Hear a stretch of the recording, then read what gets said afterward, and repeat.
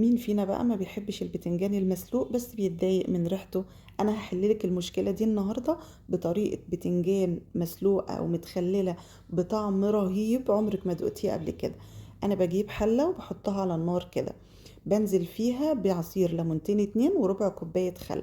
ده لو انت عايزة البتنجان بتاعك يبقى قلبه ابيض، لو انت عايزاه قلبه موف كده وشكله حلو يبقى ما تحطيش غير عصير ليمونة واحدة.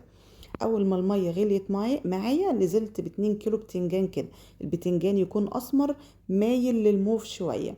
بعد كده هحط عليه حاجه يعني زي طبق كبير كده علشان البتنجان يغطس لتحت. بعد ما الميه غليت قعد يجي 10 دقايق كده، بصيت عليه لقيته لسه جامد، خليته 5 دقايق كمان، يعني قعد ربع ساعه. طلعته في ميه ساقعه بالشكل ده. بعد كده بقى انا كنت حاطاه بالقمع زي ما انتوا شايفين، ما تشيلوهوش من عليه وانتوا بتسلقوا. بعد كده شيلته من عليه وهشق البتنجان معايا شقة صغيرة كده، وكل بتنجانة هرش فيها رشة ما بين صوابعي صغيرة ملح، ما تكتريش عشان ما يحدقش معاكي. هجيب مصفى بقى كده بالشكل ده، وتكون برجول يا جماعة علشان لما المية تنزل ما تقفش تحت البتنجان من تحت. ولما تيجي ترصيه تكون الفتحة يمت تحت عشان اي مية تنزل على طول. بعد ما رصيته بالشكل ده كده هجيب تقل واحطه عليه. انا جبت كمان يعني بولة قدها كده، وهحط فيها برطمانين اتنين مليانين مية، وكنت بضغط بايدي كده. خليته تقريبا ساعة.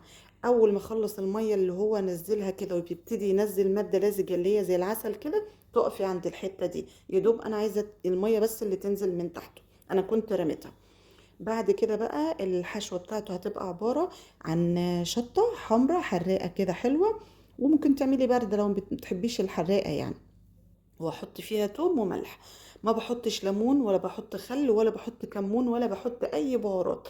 جربي بس انت الطريقه دي وهيعجبك، هيعجبك جدا ويعيش معاكي فتره كبيره. بعد كده بقى حشيته، وتكون الحشوه يعني ايدك كريمه شويه كده زودي فيها. هرصه في البرطمانات بالشكل ده. ال2 كيلو البرطمانين الاتنين دول خدوا كل واحد كيلو. هجيب بقية هريسة الشطة كده وهنزل بها باقي بالمكون اللي قلت لكم عليه في الأول، اللي هيشيل ريحة البتنجان المسلوق اللي احنا ما بنحبهاش، هو الخل. بحط نص كوباية خل، وبعد كده كمان بحط نص كوباية زيت، بس زيت يكون ريحته حلوة، زيت ذرة يعني. وهحط في البرطمانين الاتنين كده، وتحطيهم بقى في قلب التلاجة.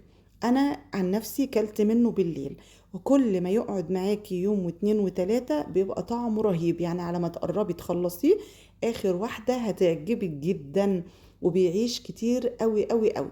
تقدري في الوقت ده وانت بتاكلي تبقي تعصري ليمون، لكن انا بفضله زي ما انتوا شايفين كده، وكل ما بيقعد بيطيب. ان عجبتكم الطريقة بقى لايك وكومنت وشير جميل منكم، وهستنى رأيكم.